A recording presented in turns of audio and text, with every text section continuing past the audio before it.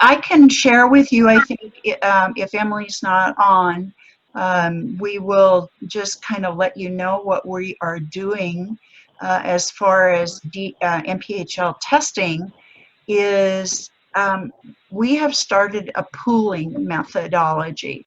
For those communities that have a low infectivity percentage, we are able to literally pool probably 4 to 5 specimens per test. And what that allows us to do is to save on reagents and tech time.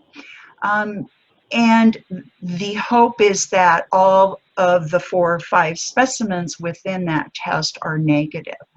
If that test does deem positive or result as a positive, what that means is then we need to take the 4 or 5 that were on that site and go ahead and, or on that test, and we would literally test them all separately on the second run. So that allows us to go ahead and save on time. A majority of them are going to be negative. We don't use as much reagent, and again, saves on tech time. Now, when we get to some of the communities that tend to be more at high risk, we don't do that pooling. We simply test them individually. And again, that can be done on the first run or the second run. So it's worked out very well so far. It's just that we have to be very careful about how we coordinate these risk factors. And in fact, our NUlirt, if you use it and enter your specimens there, you'll see that there is a question asking, is this considered a high or a low risk? And that is now even being printed out on the labels, which allows us to see as we test right on that label. Then we can separate it. If anything says high, we know that we can only test individually, but if it's low, we are allowed to pool those tests and save on specimen reagents as well as tech time. So what we're running is anywhere from 300, I think, to 400 a day if we're able to pool most of our specimens. We do run a specimen run in the morning. Takes a good anywhere from 4 to 6 hours. Meanwhile, we start extracting and doing the second run, probably trying to get that on early afternoon. If a third run is needed, what the girls, since we only have 4 people in lab that are able to test in our department, they will maybe extract that afternoon after the second run is on. They'll extract for the third run. They might even put it on that later afternoon, evening. Unfortunately, spending sometimes 12 hours there, and then come back the next morning and we'll have a readout that next morning. So they are trying to be as efficient as they possibly can. It truly is not easy to do. So with that, I wanted also to share that we are trying to keep track of how many ordering kits will be sent out to each of you, not ordering kits, I'm sorry, collection kits. And because this has been deemed a national emergency, there are some new methodologies that we as laboratorians have to complete to get new kits. I'm going to share my, or change my screen. See if I can do this. It's called New Share, and I'm going to move over to a different type of screen. Can you all see, oops, sorry. Can you now see oh, wrong one. I didn't get it right. You are seeing one of my other lists. new share, and I want somehow here.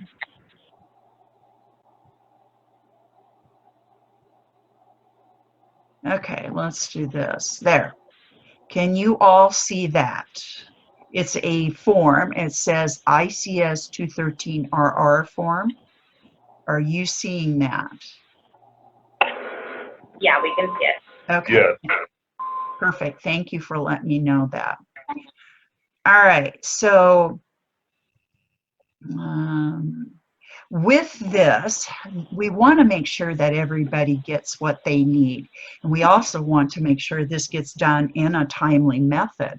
So if you are getting close to running out, or you are desperately in need of them, please, how you will do this is fill this form out. It is a fillable form, so you can simply type. And all you'll have to do is put in your, for incident name, you can simply say your location, quantity. The most we are going to, at this point, allow is 25 sets that can go out. And the reason so small is just simply because we're trying to make sure everybody gets enough. And then if you go through those 25, or if you need it for, let's say there is a National Guard site in your region and there's a large outbreak, you need more, simply let your health department, your local health department, know that. And then you would just put down collection kits under details and the date and time that you requested them. Now, the request delivery, if you could put your actual address, your street address, locate, and zip code, so that we know exactly where to send them. And then requests by person, want your name there, and chief, section chief approval can either be your lab manager, or it could be you, the person ordering on this particular ICS form. Now, if you're at all familiar with Incident Command, it's loaded with paperwork, and there's very rigid forms to follow. National Guard does this type of methodology, and that's why they're including it with us now. All right, so what will happen here is we will want you to fill this out and send it immediately to your local health department. If you don't know who that is, I will be happy to share that information. Just email me. Once you send it to them, you know what I'd recommend is that you give them a call too, to let them know it's coming their way and that you need it sent on to NPHL as soon as possible. So the person handling these forms, once your local health department approves, what they'll do is they'll send it to a DHH staff member by the name of Brittany Harrington. And I'll ask one last time, Brittany, are you on at all here this morning? All right, well, I missed her. And anyway, I'm going to go back to my,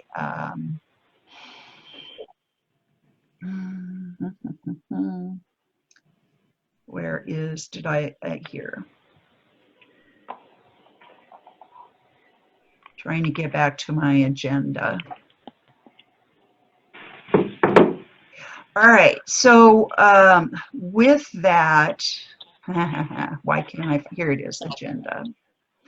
Okay, and I'm sharing, hopefully I'm sharing that agenda one more time. Any questions on the new order form?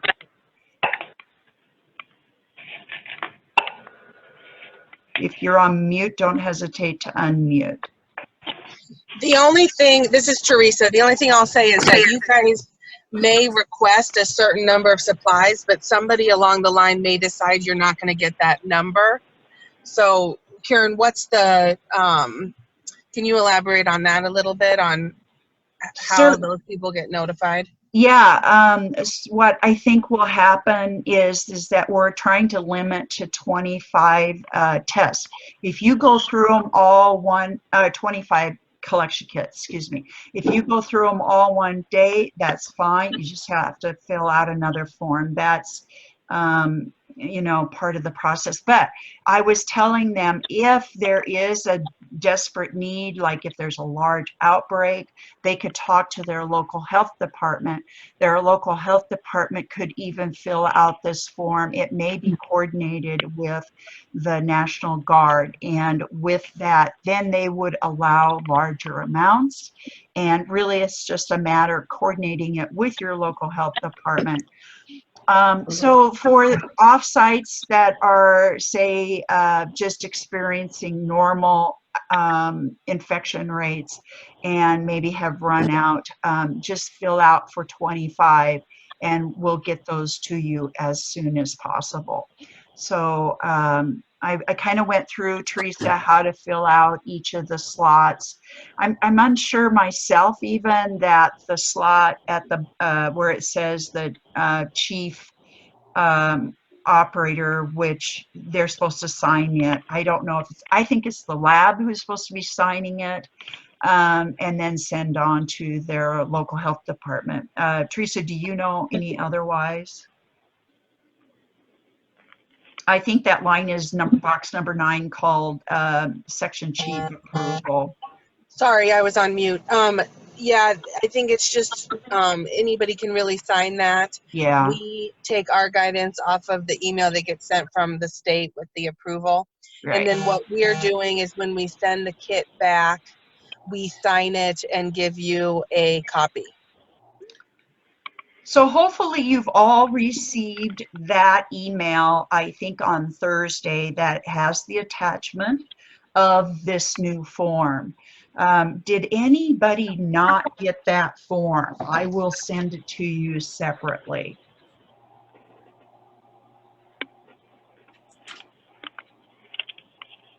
If you don't remember it, I'll send it again. Anybody? Okay, or just email me at a later point, that's fine. And again, Brittany is more than willing to do this on a immediate basis so that we can get this media to you on a very timely basis.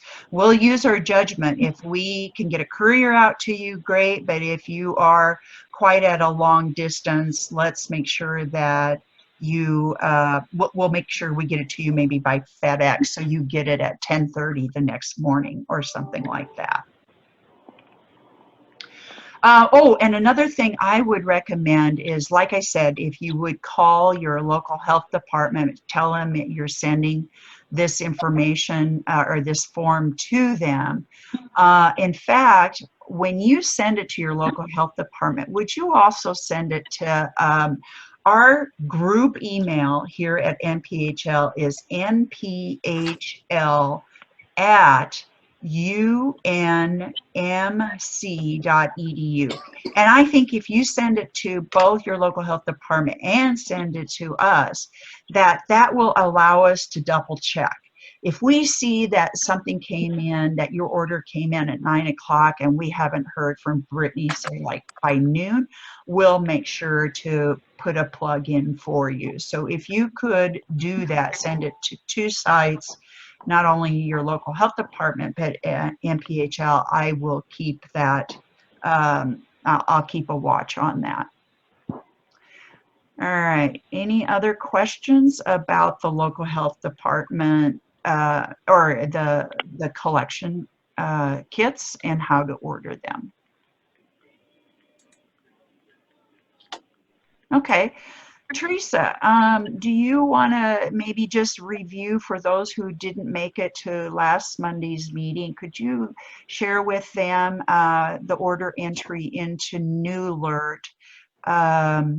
I could bring up my instruction sheet if you would like me to, or do you just want to talk it through? Sure. So the way that NUlirt is now working is that there's 2 ways to get into the system. If you have a pre-existing, the best thing to do is to go to nphl.org. And then on the links on the left, there's a link that says log into NUlirt. And you should have an existing account. If you don't have an existing account, there's another link there that says sign up. And so let's say you don't have an account and you want one, or you have an account but you yourself have not signed up, the best thing to do is to use that sign up link, and those get sent out to Andy Hudson, who creates your account for you. So once you have all of your login information, then you log into NUlirt with that information.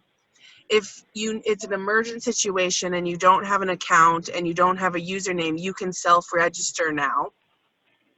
So Karen, are you able to bring that up? I was, you know, I can't find my instructions, but I don't even think I have that written up. So what I was doing is I was going to hop on to NUlirt myself.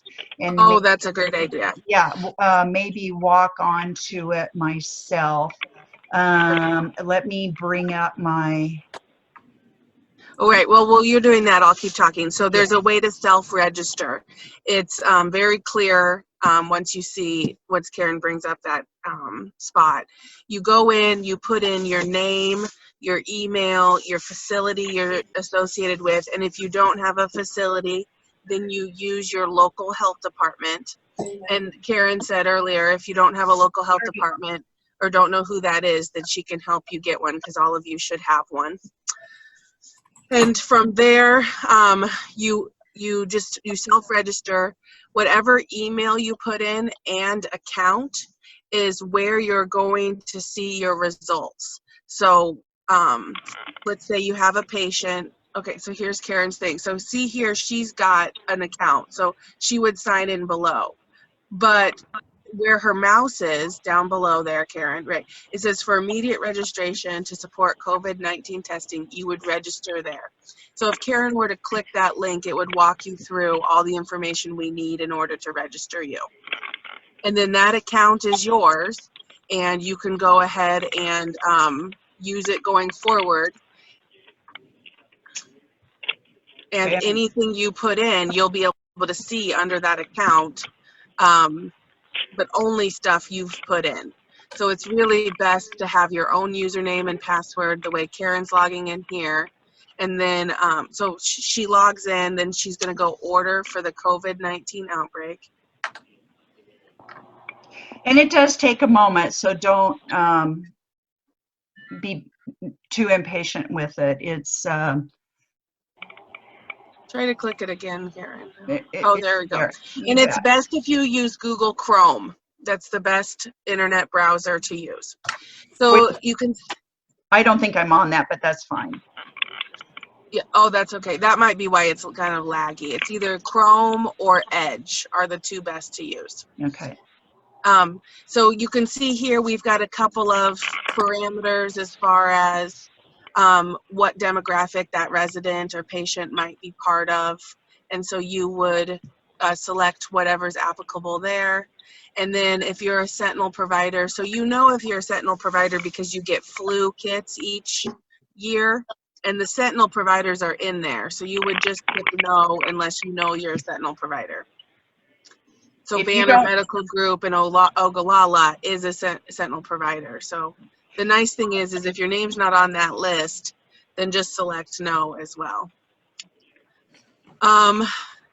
And then there's another thing here, and again, this wouldn't look this way if she was in Chrome. Yeah. But this is just a yes or no question. And so the likelihood, this is just trying to figure out, are you high risk or low risk? Because that's how they determine, I think, the testing priority or pooling or something along those lines. Then you just put in your basic patient information here. And Karen can just kind of fill that out. And you've got ethnicity and race somewhat separated so you can make the choices there. We also would like to know female or male, but if they're not willing to give it, you are allowed to choose other for gender. And then as you... And that's biological race. So even if they are affiliated or they... Transgender. Yeah, or that sort of thing, then you would still put biological race. And then we have to have address and phone number and zip. The nice thing is if you put in the zip, it fills in, and you have to put the phone number in a specific format, otherwise it'll tell you it's wrong. So. Oh, you can't just put in numbers? You can, but then you have to put dashes. You don't have to put the bracket like you're doing there. Okay. You would put 402 777 7777 or something. Yeah, that's fine. 402 dash. Whatever you want to do there. Yeah. Okay. Great. And then zip, you can just use UNMC 68106. And then when you tab, it should fill everything out for you. So you're good to go. See, isn't that pretty cool? I love this part. Oh, it's I get so happy when I get to that part. Yeah. Okay, and then you scroll down here, and this is where you're going to put in your ordering provider. If your ordering provider is not listed, please go ahead and put it in the bottom there for provider first and last name. But the best thing to do is select a provider here. So you can actually enter somebody in here? Nope, you have to put it, you have to select nobody and then down in the next field. Okay, right here. Yep, that's where you would put somebody in. Okay. Dr. Who, okay. And then it's going to ask you to select your ordering site, which again is wherever you're ordering from, or if you don't have a site, it's going to be your local health department. So in this case, I guess we put Douglas County in. Mm-hmm. And then you can leave ordering provider first and last blank because you may have selected a provider there, but you may have to put a last name there, Karen. Oh, where? Oh. Mm-hmm. Okay. And then select an account. Again, this is where it's going to put the results. So go ahead and select Douglas County Health Department again. It's your very first one there. Oh, sorry. These are not alphabetized for whatever reason. So it looks like the list is alphabetized, but then once you get towards the end, it's not alphabetized. We're going to work on that this week. Interesting.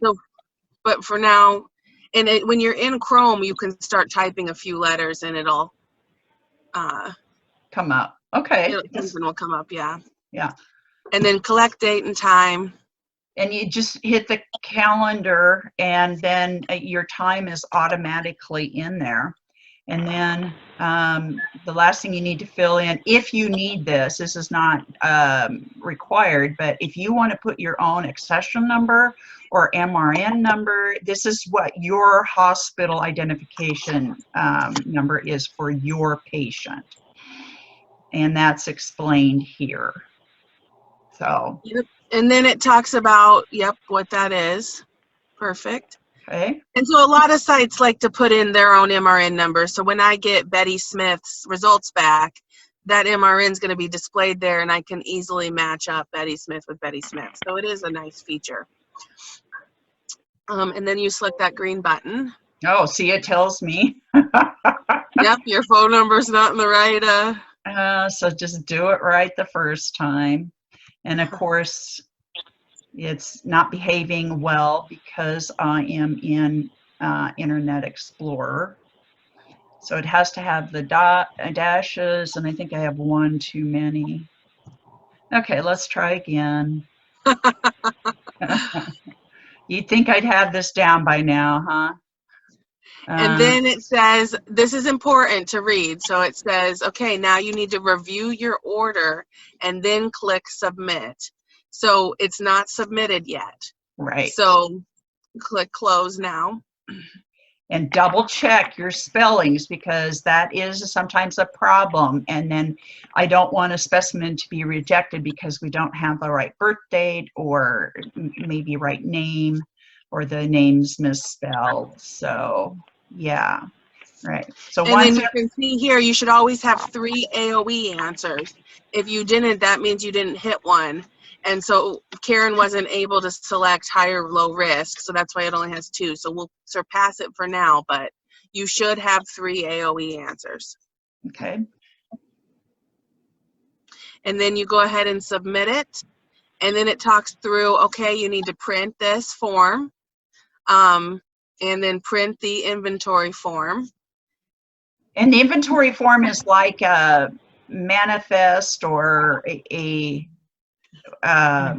what do you call it? List? It's called a batch list. Batch list, yeah. Mhm. Okay. Okay, great. And then you would hit close. Okay. I don't know if everybody on this call is seeing when that box comes up. She's getting her fit testing. Okay, great. So then, if you have another patient to enter, you can just go on to the top there, Karen. Okay. You're just going to hit COVID-19 again. Yep. And then order. Oh.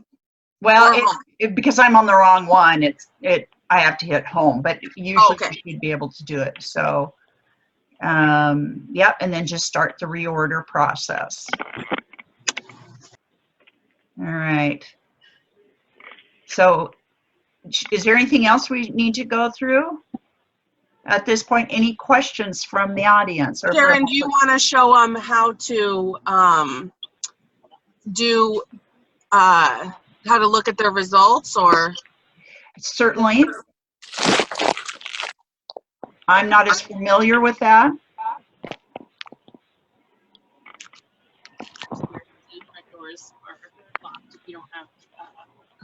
So I'll come get her. Yeah, come get her. She would go out into the circle drive. Okay, she said she'll come get you if you want to just leave. Okay, great. So yep, you would just select all results there. And it won't let me go because I'm on the wrong. Oh, sure. So that's what you would do to look up your results, and there'll be an option there to either search by patient name or order. So there it goes. So you can see here, there you can toggle that, and don't scroll down any, Karen, because we don't want to get anybody's information, but yeah, you can see where it says patient name in the green, the teal there. Mm-hmm. You can toggle. Yeah, I think it would have brought up just the tests. I can't tell. Oh, perfect. So you can toggle patient name, though, and look at your ordering side or whatever you need to do there. So that's how you get your results. Yeah.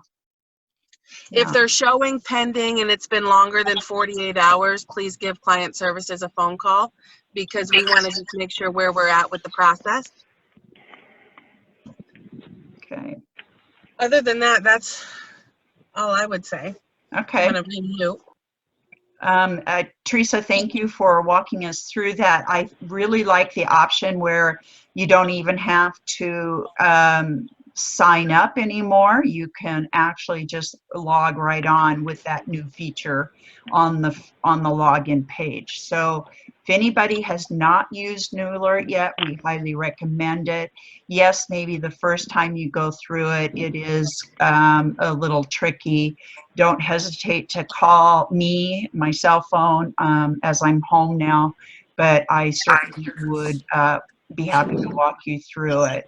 But once you get used to it, you can really fly through it, and I like it. It's pretty easy. So, Teresa, thank you much for doing that. I'm going to go ahead. Does anybody have any other questions for Teresa? Hey, Karen, this is Kim at Faith Regional. I have a question. So yeah. we're getting, like, our local health department is faxing us the orders to collect one of these, and our offsite clinic is collecting and sending them in. So should I take that order that they've filled out and sent to me and just input it into NUlirt? I mean, is that the preference? Or if they've already filled out the paper, we leave it on the paper? You know, that's totally up to you. If you are horribly swamped, we would understand. But if you can do it, I would say that would save our client services, who are very overwhelmed right now too, of course, would save them time too. So if you could, but here's the trick. You really do need to make sure that your physician or your local health department, who's ever filling these out, share all that relevant information. So if you, that relevant information is on our COVID requisition. So if that's the one they're using, that's great. Well, I don't think we're always getting that new one that's specific to COVID. Yeah, that's what I'm worried about. Okay.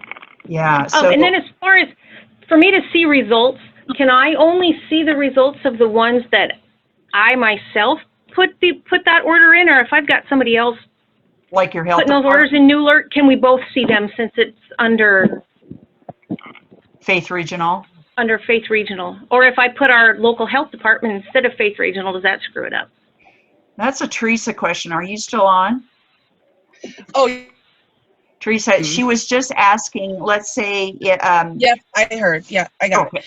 I think, yeah. So, as long as they're entered under Faith Regional's account, and then she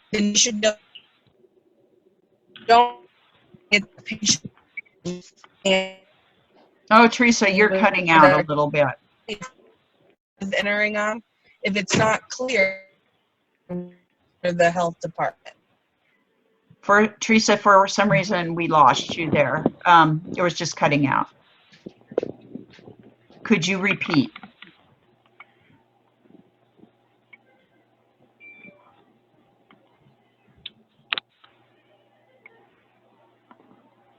Huh.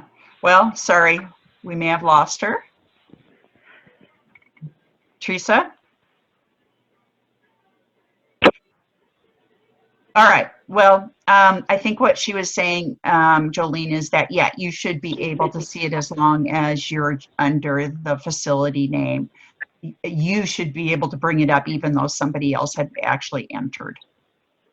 So. Okay. So if it's our local health department is mandating it, it's okay to still put under Faith Regional. I don't need to put them as the originator since the specimen came from us. Yeah, if the specimen came from you, go ahead and put yours.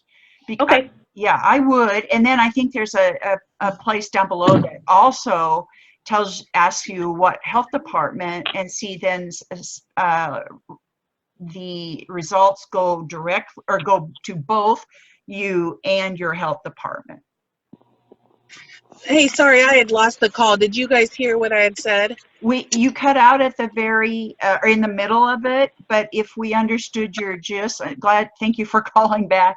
But from what I understood, if Jolene calls in, then, or excuse me, if Jolene enters it, but somebody else is looking up results because they're both under Faith Regional, they can see it. Yes, anybody under Faith Regional, as long as it was entered under that ordering site as Faith Regional, then you should see it.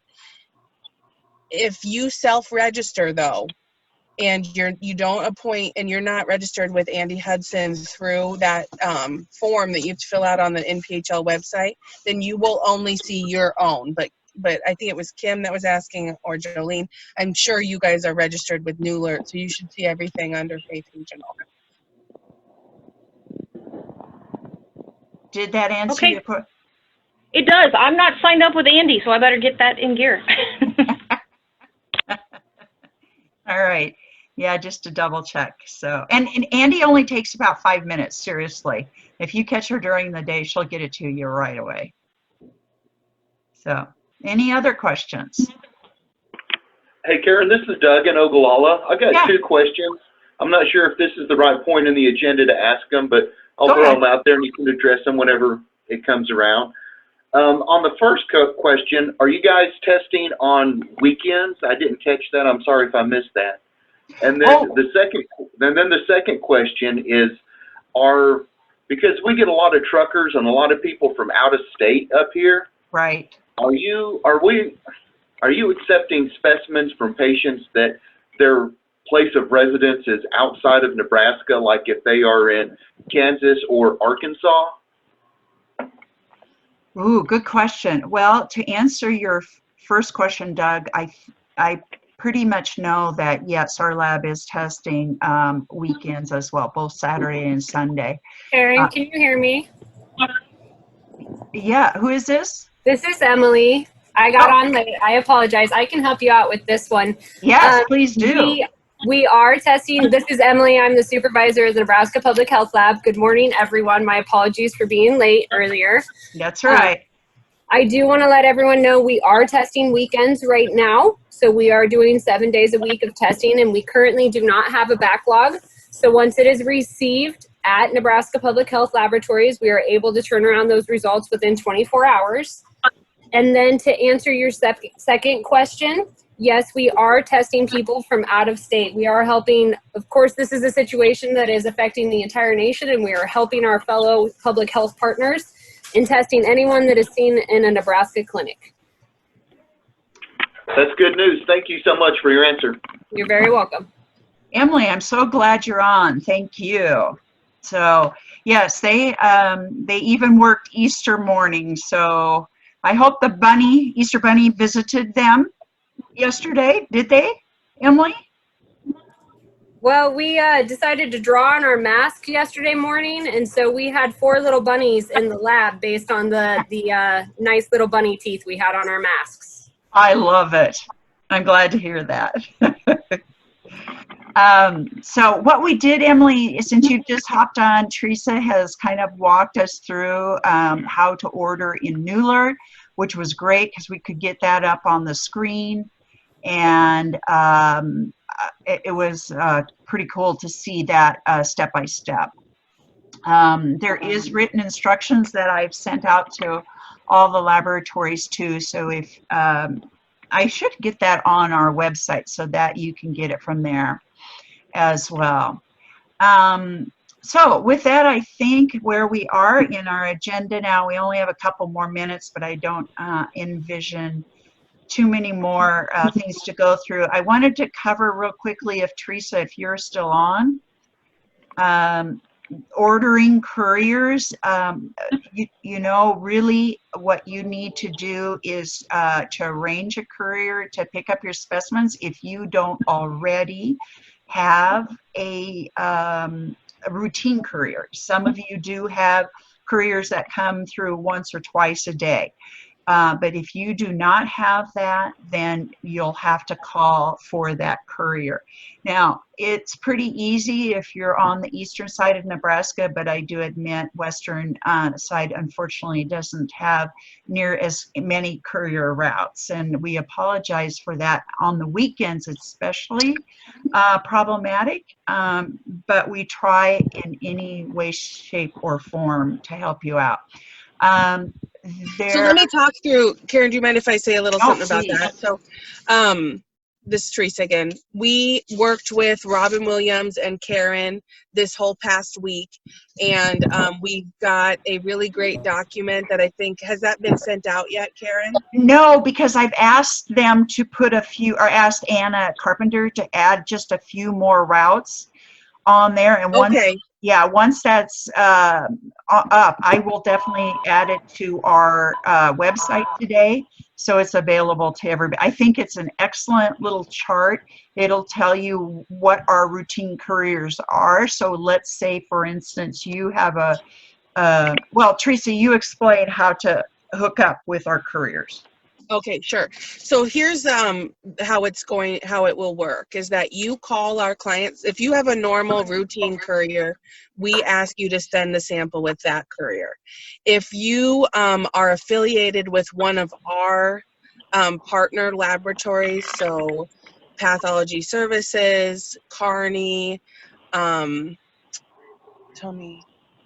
Physicians Lab, I'm sure there's others I'm forgetting.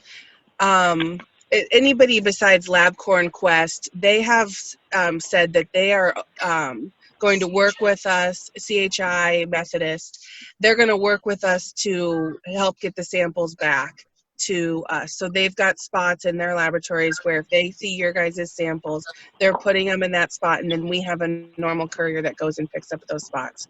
LabCorp and Quest, unfortunately, won't pick anything up unless they're going to do that testing. So it's mainly those clients that we have to kind of work with. And then, like Karen said, there's a weekend problem because we don't go to all sites every single weekend. So what we did is we put together this document. The document spells out what our client services department will ask you. They'll ask you who your normal reference lab is. They know if your LabCorp request, then they need to ask the urgency of the pickup. And then they need to ask if you're willing to drive your sample to one of our hub locations. And we put about 10 different hospital hub locations into the document, and we provided how you would send your employee to pick or to deliver that sample, and when that sample would make it back to UNMC to be tested. Yes, thank you. We'll get that out on the mphl.org website today. The other thing I want to mention is that if Sunday is problematic, do remember you've got 3 days in which to get that specimen at refrigerator temperature to MPHL. So it could be something as simple as just refrigerating it Sunday night, and that would allow your the courier to be picked up the next day. So, any other questions about couriers? So I was thinking of trying to give the scale so it's the grandmother or Colin. Hearing none, I'll move on. I wanted to just bring up biosafety in the clinical laboratory. I wanted to see how you all are with PPE. If you have run out of PPE, I wanted to see if you have any alternate options or if you are in need of PPE. I would like to hear from you. It would be something that we could do to help you out. I just want to make sure that when you're working with the specimen, and do remember the most critical times of working with these specimens is if you're actually doing some sort of aerosolizing testing or steps, process with it. So for instance, if you're setting up the respiratory pathogen panel, you've got some aerosolizing steps there. You probably need to be in a biosafety cabinet along with wearing not only lab coat and gloves, you should probably be wearing some sort of face protection. Especially if you do aerosolization outside of the biosafety cabinet, we really recommend the N95 mask. And I realize that a lot of clinical laboratories don't use that N95 mask anymore. So that means that you should have some other means of protection, be it a simple desk or cabinet top, what do you call it, a hard shield of some sort, goggles, the whole 2 bits. So does anybody have questions about your safety within your laboratory? I was just not watching anything on Facebook. Does anybody have questions about just simply donning and doffing your PPE? Are you using the correct means of donning and doffing your gloves, making sure that you take your time to pull your gloves off, that you are not just quickly doing it and shooting them into a bio or a waste basket. We do want to make sure that if there's anything on your gloves that you do the glove in glove technique and then gently drop them into the waste container. Same way, did you know that there is a very specific methodology of taking off your N95 or your surgical mask? You just don't want to pull them off because you could possibly touch the front of that mask. So I could share with you on our website some videos that literally show you how to carefully take off your N95 and how to store it if you want to reuse it. So, any other questions, not only about biosafety? I'm going to do an open mic now. If you have any suggestions, complaints, please share them with us. Right. And her last. I know, her mom and dad, Mark and I, and her sister. That's it. There you go. I know. That's what I said.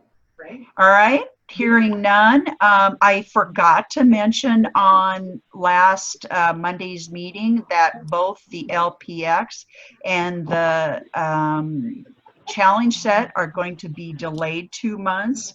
Normally LPX is sent out in April, May, June. So it's either 2 months or 3 months.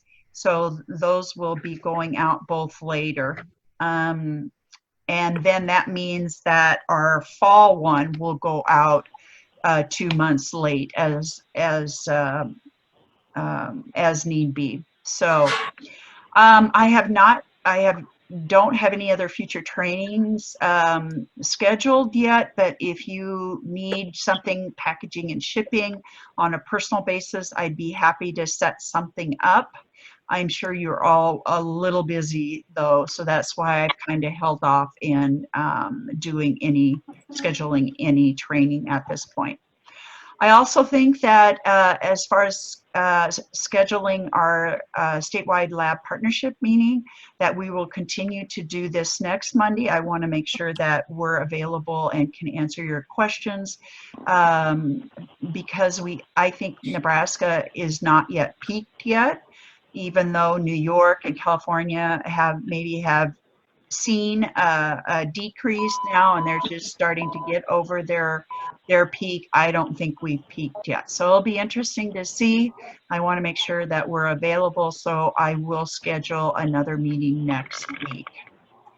Any last minute questions?